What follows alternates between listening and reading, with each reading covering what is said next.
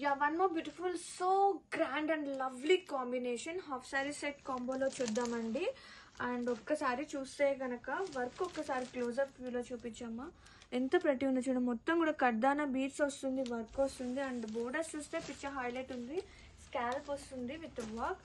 And ఇది వచ్చేసి lining part with softness crepe lining వస్తుంది.